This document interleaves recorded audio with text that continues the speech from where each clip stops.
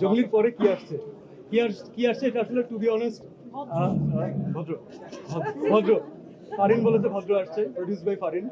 তো আমরা আমরা জঙ্গলি থেকে আমরা দর্শকের এত অসাধারণ ভালোবাসা পেয়েছি, এবং সেই ভালোবাসাটা আমার মনে হয় যে হলে আমরা পেয়েছি, দেশের বাইরে পেয়েছি, ফ্যান্টাস্টিক একটা রান দিয়েছে। এরপরে যখন ওটিটিতে আমরা প্রথম ব্রডকাস্ট হলো, তখন আমরা ভালোবাসাটা আরও অন্যভাবে পাচ্ছি, যে বাংলা ভাষাভাষীর যত মানুষ আছেন যারা চরকিতে দেখেছেন অলরেডি। এর পরের জন্য হয় না যে দায়িত্বগুলো আস্তে আস্তে করে একটু কেমন জানি চেঞ্জ হতে থাকে, মনে হয় যে আরও ইন্টারেস্টিং কিছু করতে হবে। সো এর কয়েকদিন আগে হলে আমি খুব স্ট্যাটিক অ্যান্সার দিতে পারতাম না, তবে এখন কনফিডেন্টলি বলতে পারি যে সামনে যে পাইপলাইন যেটা আছে, যে লাইন আপটা আছে, ইন্টারেস্টিং কিছু হবে। কি হবে সেটা ক্লিয়ারলি না বলি, কারণ ওই দায়িত্বটা ডিরেক্টর এবং প্রডিউসারের জন্য রেখে দিই। তবে যা হতে যাচ্ছে ফ্যান্টাস্টিক কিছু হতে যাচ্ছে।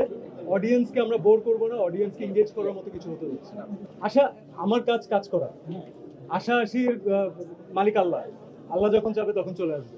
আমার মনে হয়েছিল যে এইরকম ক্যারেক্টারকে কেন মানুষ ভালোবাসবে, ও তো ভালোবাসার মতো ক্যারেক্টার না। তবে the character was different, the character had a different swag. এবং আপনি যখন এখন বলেন না যে মনসুর ক্যারেক্টার, আমার ধরতে সময় লেগেছে, কারণ এটা পপ কালচারে এমনভাবে ঢুকে গেছে এখন কেউ মনসুর বলে না, আরমান মনসুর। সো এইভাবে যেহেতু বলে আমি এইভাবেই ইউজ টু হয়ে গিয়েছি। বাট যেই দর্শকের যে ফিডব্যাক পেয়েছি আমরা আরমান মনসুরের জন্য, দ্যাট ওয়াজ ফ্যান্টাস্টিক। এবং আরমান মনসুর শুধুমাত্র ঝলক দেখাতে আসেনি, যেটা ডিরেক্টরের কাছ থেকে আমরা ফার্স্টেই এই নলেজটা জানতে পেরেছিলাম। কারণ যদি আরমান মনসুরের পূর্ণাঙ্গ পরে কোনো কাজ আসে, তাহলে তাণ্ডব হচ্ছে সেটার একটা ট্রেলার অথবা একটা টিজার। তো এরপরে মনসুর কি করে এটা নিয়ে আমি বেশি ইন্টারেস্টেড।